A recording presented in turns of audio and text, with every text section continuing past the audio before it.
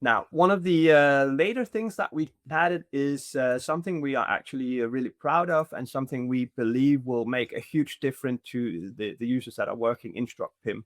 This has nothing to do with AI or something like that, but it's still something that can really provide a productivity boost for everyday editors in the platform.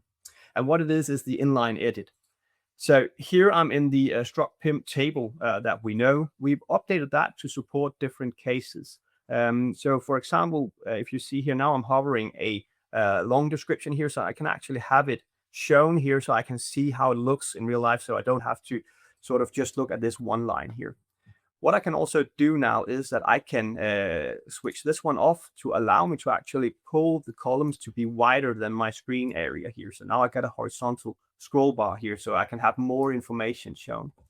And what you'll notice is that when I do the scroll, the primary image and the name, they stick over here. And that's because I've chosen to pin them. So you can pin columns here to make them stay to the left whenever you do the horizontal scroll here, so that you have a full overview of what you're actually doing. And you can always click here to make it fit to the screen, so it sort of stays like this. And now when I do this, it will stay with your screen width in here. So that's just some general updates we've done to the table. And then we've also added the inline edit, which I can enable by pressing this button right here. And what that does is that it allows me to now edit all the information inline here. So for example, if I press this one here and press enter, you'll see it opens up the actual editor, so I can actually change this now to say this is a Siemens product. And then we've done a lot of work and put a lot of work into actually being able to use the keyboard in shortcuts. So if I press tab here, it goes to the next one.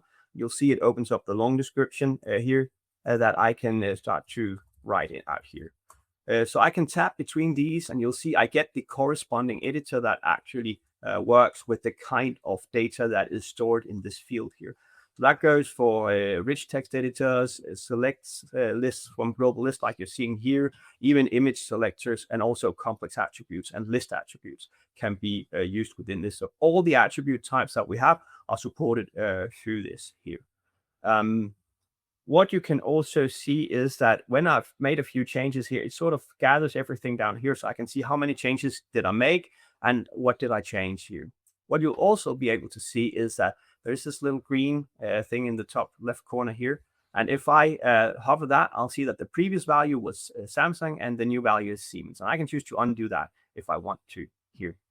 What I can also do is that I can mark out, for example, these two and say I want to copy those to here.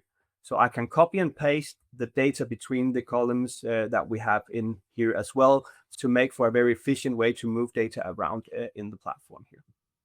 While I'm working here, I can still do searches. So I can do search for find everything that's empty, and then I can start to work with that here. What you'll notice here is that this is gray, so I can't change that. And that's because the brand attribute is not part of this specific product. So this product doesn't have a brand specified. So that's why I'm not able to. But it's just important to note that you can also do changes, do searches while you're working. You can also add more columns if you get to a point where, oh, I also need to change the short description. I can just go and add that here, and the changes that you've already made stays there for you. And then once you're done, you can press the save changes, and it will save everything for you at once here. So this is something that can really make the editation of products and entities in general in Struct PIM very much more efficient than what it has been before. This works on all the different entities that we have. So it works on products, it works on variants, it works on variant groups, it works on assets, on categories even, and it also works on global lists. So if I go and have a look at, for example, my list of brands, I can also inline edit my brands in my global lists using this feature. So that's also a place where it actually works.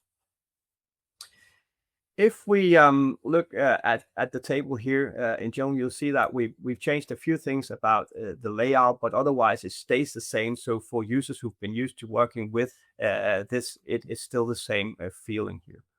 One thing that could also be interesting to see is that if I have a look at, for example, this one, where we probably have a few variants here. Now I'm in a product and I have a list of all the variants for this specific product.